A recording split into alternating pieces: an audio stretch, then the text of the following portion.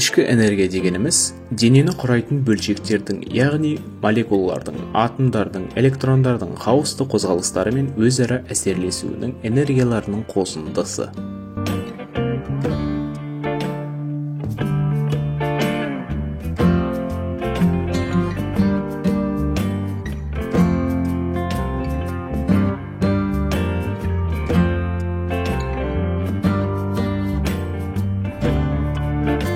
Кинетикалық энергияға қосымша дене молекулалары өзара әрекеттесуі нәтижесінде потенциалдық энергияға да ие болады.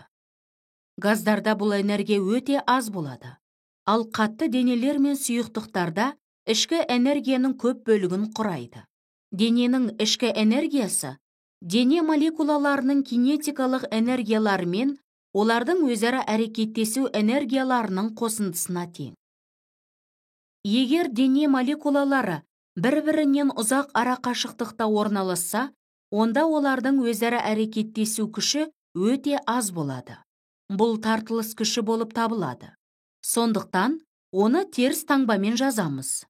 Молекулалар бір-біріне неғұрлым жақын орналасса, олардың арасындағы тартылыс күшінің абсолют шамасы соғұрлым үлкен болады.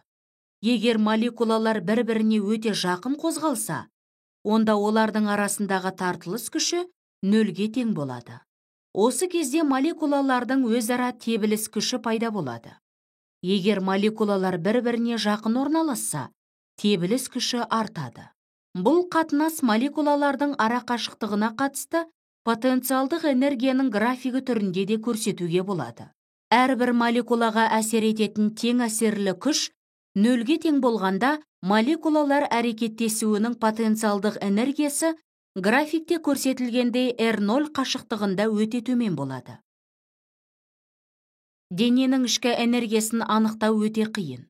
Әйтсе де, ішкі энергияның өзгерісін анықтау және қаншаға өзгергені аса маңызды. Дененің ішкі энергиясын өлшеу тәсілдерінің бірі оның температурасын өлшеу.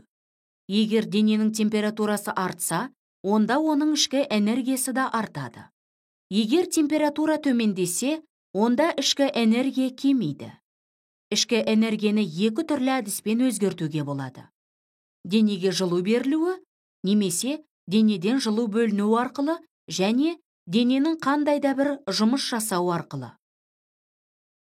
Адам қолының ішкі энергиясын оның температурасы арқылы өлшеуге болады. Ол қолының ішкі энергиясын бір-біріне үйкеу арқылы немесе пешке жылыту арқылы арттыра алады. Назарларыңызда тесттің жауаптары. Егер де қандай да бір сұрақ туындаса немесе шығару жолын білгіңіз келсе, онда екінші сілтемеге көшіңіз.